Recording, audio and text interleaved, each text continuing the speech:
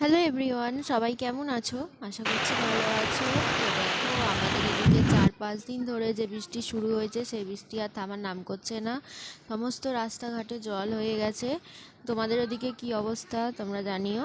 তো ভাবলাম এত বৃষ্টি হচ্ছে, ঠান্ডা ঠান্ডা ওয়েদারে মাঝে মাঝে ঝোড়ো হাওয়াও দিচ্ছে। তো আজকে আর ভাত রান্না করব না রাতে। তো রাতে দেখো আমি রান্না করছি আজকে ডিমের কষা আর গরম গরম ফুলকো ফুলকো লুচি।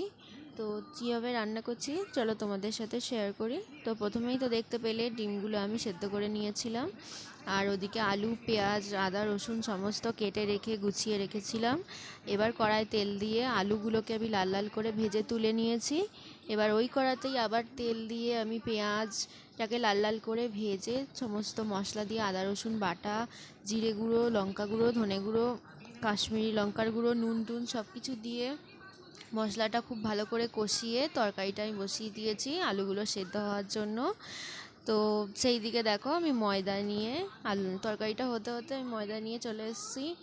তো এবার দেখো ময়দায় ময়ান দিয়ে দিয়েছি, নুন চিনি আর তেল, রিফাইন তেল দিয়ে ময়ান দিয়ে ময়দাটা খুব ভালো করে মেখেও নিয়েছি।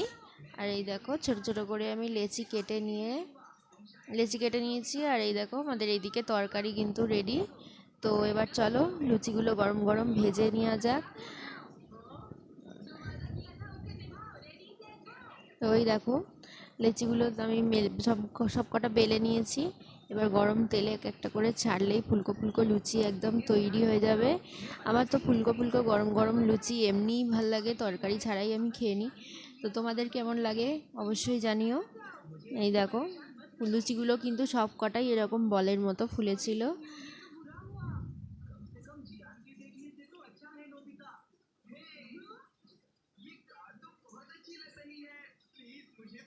তো ভেজে নিয়েছি, এবার আমি খেতে বসেও পড়েছি।